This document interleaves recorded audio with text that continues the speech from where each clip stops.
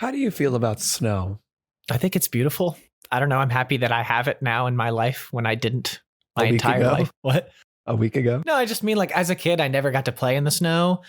And now as an adult, I can because I live in New York and it actually appears, but I'm not a child anymore. And building a snowman is just not as exciting as it was when I was 9. I was in the park and I saw that they built a snow couch, and on the snow couch sat a miner, like a coal miner with like a hat and a beaming light. Oh my gosh, that's actually really creative. It was creative, terrifying. I've enjoyed just watching people all day today digging their cars out of the snow. Oh yeah. It seems like such an arduous process, and like they're like literally shoving the snow back into the middle of the street, like into oncoming traffic just so they can get their car out. Do you ever have you got caught in the you see a car that gets stuck and you're the only one around and you like feel like you have to help them? You feel like you have to like duck into cover so they don't see you and ask you for help? You jump into a snowbank so they don't look at you. Yeah, that was the first snow fortress I built, was just a wall so that I didn't have to help someone get out of the snow. It didn't feel very different because I already had plenty of reasons to not leave the house or go and do anything. And so normally the blizzard shuts everything down, and this was just kind of like, we're unfazed. Things still close at the time, like early, like 10 a.m. Not 10 a.m., 10 p.m. The city that never sleeps until 10 a.m. It's become the city that naps. Let's be clear. The city's sleeping. This is like a Fran Lebowitz bit. We were the city that never sleeps. Now we're the city that naps. Look what we've become. I remember when I used to nap on the subway. It was only for 2 stops. Now it's for a year. Calm down, Fran. Welcome to the Avant. I am one of your hosts, Jerome Allen. And I am another one of your hosts, Topher Wagner. Happy Black History Month, Jerome. To me personally. Yeah. Happy Black History Month to everyone. Yes, happy Black History Month for sure. I would like to celebrate by watching some more Black movies, of course. And I mean, that's about it. It's so cold.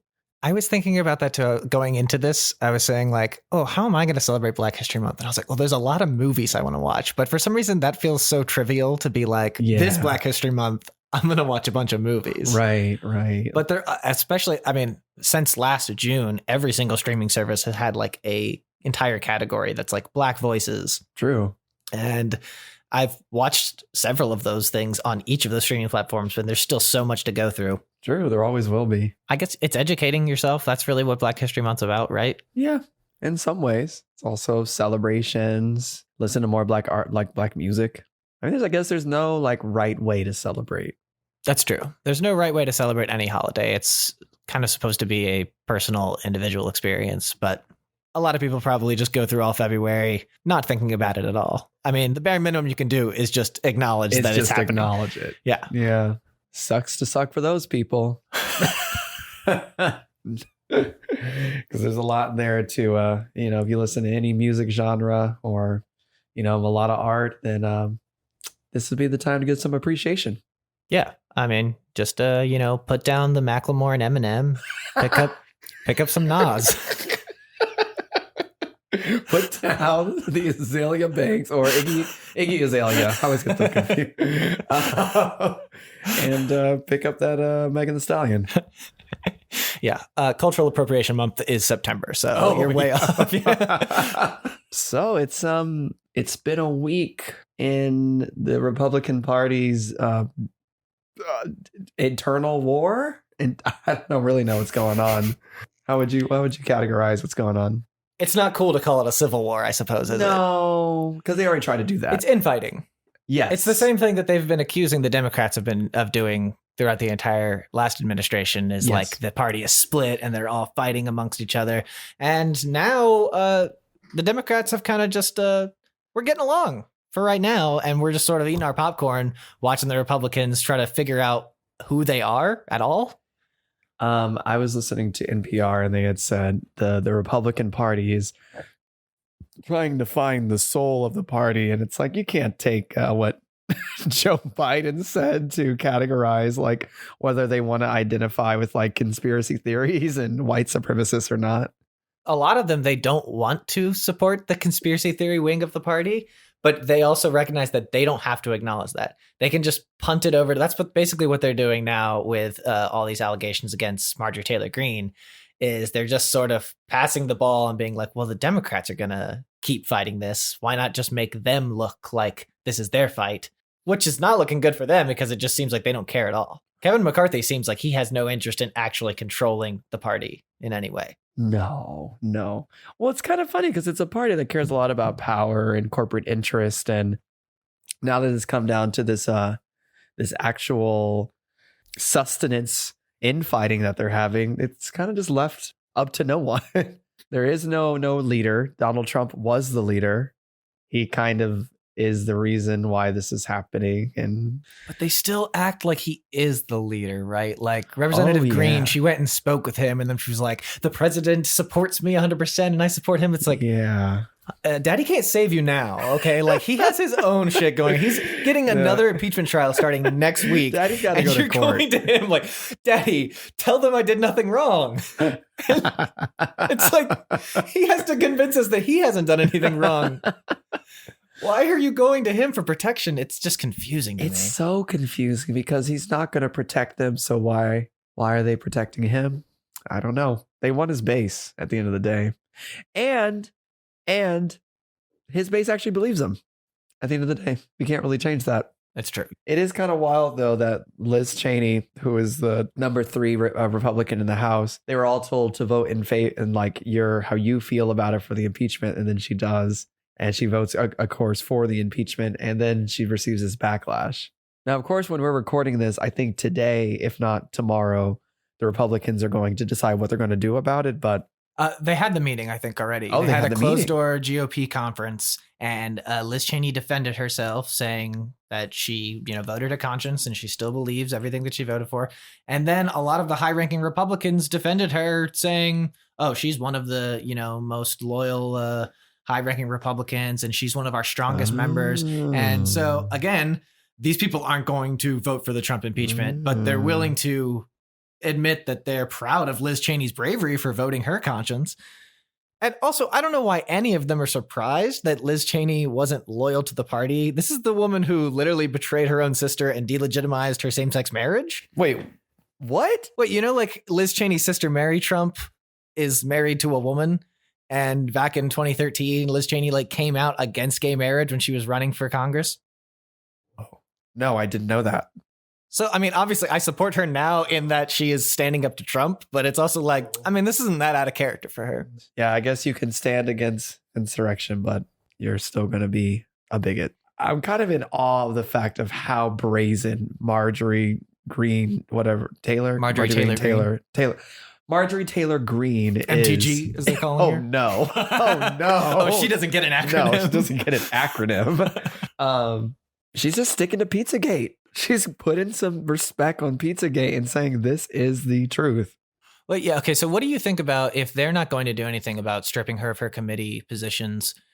I think their plan is to let the Democrats try to oust her from her committee positions so that they can set a precedence. And now when they're in power, they'll be like, okay, Ilhan Omar, she can go. AOC, she can go. They can't, and they're going to find some. No, they can take them off of their committees. Sorry, they're not going to oust them from the Congress, but they can. I think the Democrats are trying to find a way to force her to step down from her committee positions. And I don't think they can.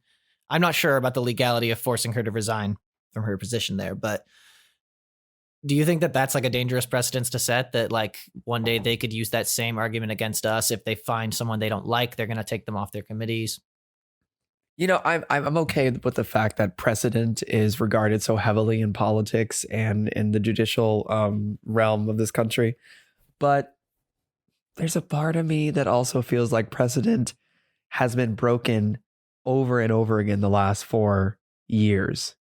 So there's I can understand maintaining the sanctity of you have to let that party deal with their party members, but they did put her in charge of education.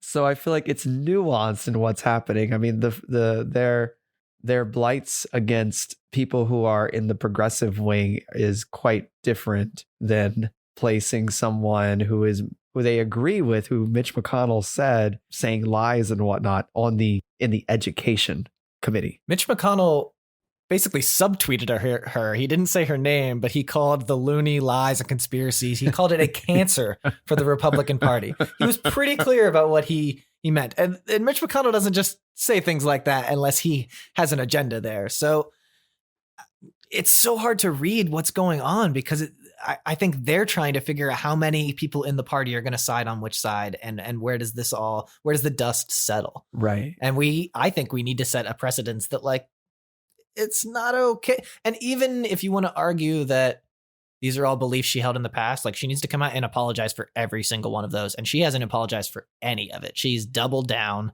She has admitted that the school shootings happened. That's what she did. She didn't apologize for calling for executions. Apparently, she was a moderator on a Facebook page that called for Congress people's executions. It's just not like your run-of-the-mill. Like, she's about as crazy of a Karen as you can be. Yeah. Oh, she's a meme. I'm not sure what the precedents we need to set for this, but there's something that needs to be done as far as like, if she's going to remain a member of Congress, she needs to be the least powerful member of Congress that there is. Yeah, this I can agree with.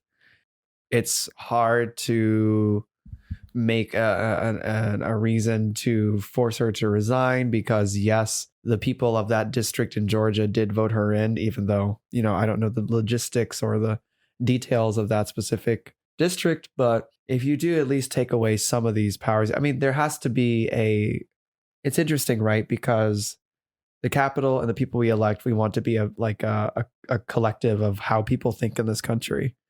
And there are somewhat of a small minority of people who believe in these conspiracy theories. I think Mitt Romney said it best. The umbrella is big in the Republican Party. It's big in other parties. I'm just extending what he said. And I think the umbrella of Congress is quite big, but there are some things that it doesn't shield. And it doesn't shield, I mean, like as you were indicating, blatant violence against other members. And I don't understand the cognitive dissonance it requires to be in Congress and then have all these like just wild ass opinions about people you work with, because you see them on a regular basis. So like, do you think you're going to infiltrate and be like Jason Bourne or whatever? Like, I don't understand how you're working in the system, but you're going to dismantle the system. Like, is she Q? Is this what it is? Right. Well, I mean, speaking of accountability, like we haven't gotten any traction on trying to hold Senator Hawley or Cruz accountable for the Capitol Hill riots. No. And that's more cognitive dissonance, is that these people are trying to minimalize how severe the riots really were, or the insurrection. And they were there, like their lives were threatened. You know what I mean? It's almost like they're gaslighting themselves into thinking that didn't happen and it wasn't as dangerous as it was, which the more we hear over and over. Just this week, AOC had an IG Live where she was describing in detail what it was like having people storm down the hallways of her office and banging on the door. She could hear people shouting, looking for her, trying to murder her. And that's traumatizing. Yeah. And it can't just have been her that felt traumatized by this. I'm sure it was all the staffers and the aides and all the other Congress people in those same areas. And so it's bizarre to me that these people can go through something like that and still come out acting like it's no. Well, trauma affects people differently. 1, 2, AOC was in way more danger because of how much of a target Fox News has created out of her than, say, the senator from Wyoming. Just, I don't know who the senator, but just for example, I think that the dissonance there is they recognize that they may not have been in danger, but they know the people who were in danger, because there was that one Congress member who was tweeting out where they were. Right. So there were folks who were in cahoots with the whole thing. So of course they don't feel the danger. Ted Cruz was was a part of that whole group of people. It is unfortunate that the party also sees violent. I mean, if we zoom out even more, like Marjorie Taylor's talking about violence right now against like people on the other side. But the Republican Party is also doing that in a larger sense against the violence that could have happened against people on the other side. And they just want to move on, which is like, I think AOC said it too, like just wanting to move on is an abuser tactic. Like, no, we need to talk about this. Right. It is very much abusive, or it's similar tactics used by abusers. And I mean, Ted Cruz, I'm really scared that the only punishment Ted Cruz is going to get out of this is just hate on Twitter. Yeah. I mean, because he's been through the Thunderdome in the past few weeks on Twitter, constantly clout chasing, constantly getting into beefs. And it seems like he feeds off of it. You know, he loves being in the news, even if it's him being hated. What did you think about his skirmish with Seth Rogen? I thought it was really funny. I don't know why he thinks that he can go toe to toe with any of these people, especially because he talks so much about how social media and the media and Hollywood is all leading left. And it's like, you know that nobody is going to take your side. But you know what's wild about that is that Twitter, Instagram, whatever it may be, you get to post whatever you want. I mean, of course, there's some, hate speech and other things, but like he gets to craft his presence online and it's not liked. So he can't call wolf on that. What's the quote by Senator Al Franken back when he was a senator was, "I like Ted Cruz more than most of my colleagues, and I hate Ted Cruz." He came under fire this week for some things that he said on his podcast, which, by the way, let me just go ahead and say, Ted Cruz has never been a friend of the cast. No. And he never will be a friend of the cast. But I had no clue that he was our competitor. Are you saying we're competing? I don't think our audience members are. No. Listening to us. Ted Cruz will be siphoning our audience. I promise you. Give him time. over there at the punchable piece of shit podcast. Dipshit Deluxe starring Ted Cruz. Group podcast. Slimy scumbag cast. Can we shift gears? Yeah, let's shift. Shifty. Can we talk about our boy, President Joey B? Because Joey B, he ain't playing with y'all. No, he is not. No, none of you hoes. 28 executive orders. He's close to FDR's record of 30 within the first 100 days. Yeah. He's definitely going to pass that. It's only been 2 weeks. For sure. What have you thought about the last, X amount since we last chatted about this last week? I mean, I am really loving how committed he is to just delivering on his promises, right? Yeah. I think we talked about some last week that you can't expect these people to like really do all the things that they campaigned on. Yeah. And he really is trying to do it. And now even that they're doing the negotiations on the coronavirus relief plan and the stimulus and all that, he's not going to budge on this.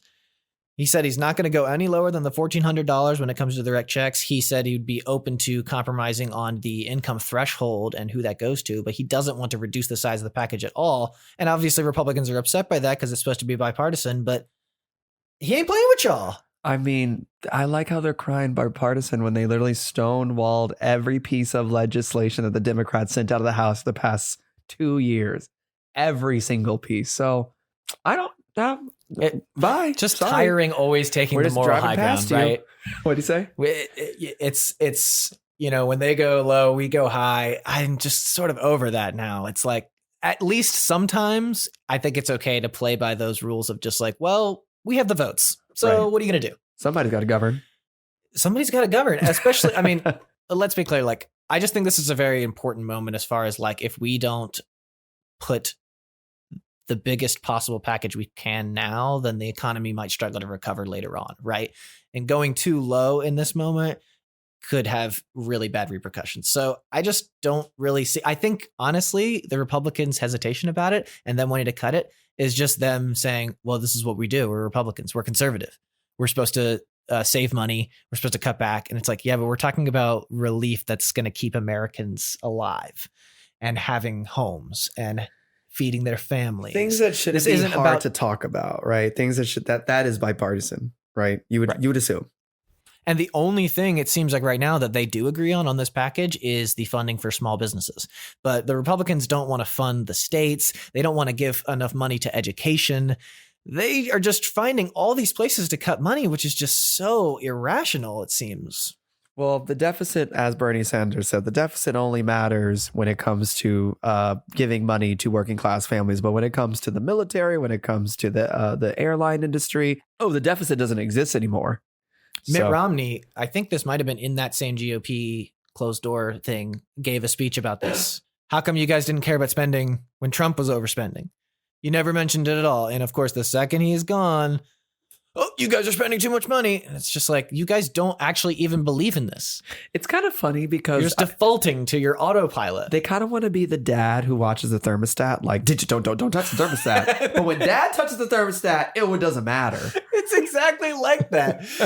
And why can't I touch the thermostat? Because you don't touch the thermostat and I'm the dad. You got McDonald's money? It's the same thing. Right. There's no actual rational justification for it other than this is what we do. Right. But, despite his politics, shout out to no longer mayor, Secretary Pete Buttigieg, first openly gay cabinet member for the White House. This is good. It's a long time coming. Hopefully, transportation beep beep. No, I know there's like a large infrastructure project that I'm trivializing that I think the Biden administration's doing. I just don't remember. Are we going to see some rainbow painted buses and some? I think we already do, but that's in a pre-Buttigieg era.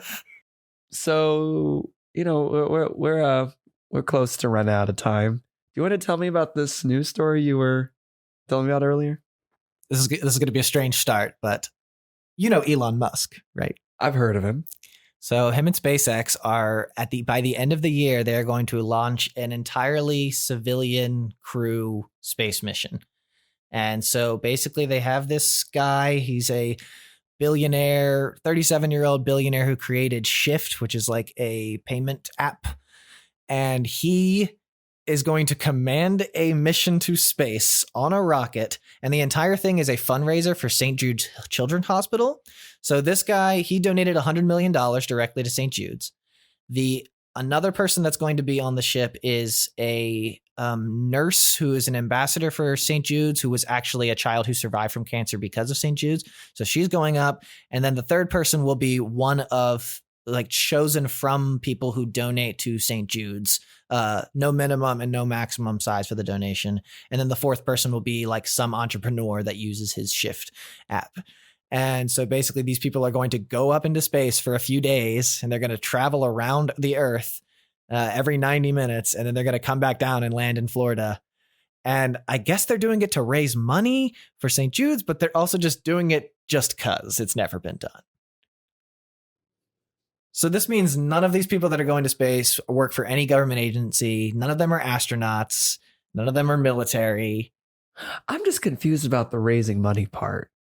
Like, are people supposed to watch it and say, go those 3 people, I should give them money? I guess. Because there's no carnival in space. There's no funnel cake in space. There's no concession stands. I don't know how they're raising money. Well, like I said, one of the spots is like a raffle thing for anyone who donated, right? Sorry. So that is there. And then I guess people are just going, I don't know how fundraisers work. Okay, how do fundraisers work? Like, you just go to a bunch of millionaires and billionaires and you just say like, hey, we need money. And then they sign the checks. We got to take this offline if you want to talk about how to raise money. I've worked at too many nonprofits. That's a totally different question. But this one is interesting. I mean, I want to believe that this guy who's commanding the mission, like, he has the right intentions here, but it is also obviously just another case of because there's been private citizens who have gone into space before, and it's always just billionaires who buy their way on. And this guy is buying his way on and buying all 3 of the other people's way on. So this guy is spending his wealth so that he gets to go to space. Wait, but St. Jude's Children's Hospital is also benefiting. Here's my take on it, though, is that one, the little boy in me thinks this is just so cool. Like, oh my gosh, maybe one day I could go to space. I want to go to space. Everyone wants to go to space, and that's super cool. But then there's also this other layer of thinking about all these billionaires focused so hard on space exploration and getting us to Mars. And it's like, how come you guys aren't trying to fix this planet? Oh no, yeah, they don't think about wealth inequality. They're well above that. They're so Right. above it, they're in space. So Like, I can that's- understand that there is this problematic element of like these wealthy people who are so fixated on like abandoning this planet and like making sure that we can take over the galaxy. And so it's fine if we just like use this planet up and milk it for everything it's worth because we'll have Mars. And it's just like, not everyone's going to make it to Mars. Elon Musk is going to make it to Mars, but we're not. And I don't know if this mission is supposed to be a step towards going to Mars or if it's just supposed to, it just kind of seems like they're just doing it because it's cool. Well, yeah. Would you Which go to is- Mars? Yeah. Yeah, I'd go to Mars. The Mars colony, though. Yeah. Can't return. Yeah, I'd go live in Mars. All right. Would you? I can't remember how long it takes to get there, but I think we would have to be the colony that's on the ship that dies on the ship that starts the next colony, right? Oh, Is yeah, that- we is- die. Is that the thing? No, yeah, everyone dies the first time, right? All right, let's wrap.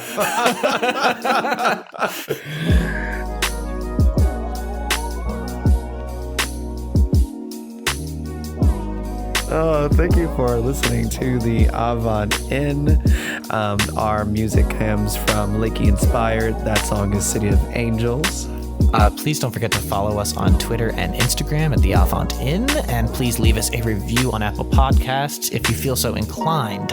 And if you have anything you would like to tell us, please email us or DM us, of course, at theavantinn@gmail.com. We would love your questions.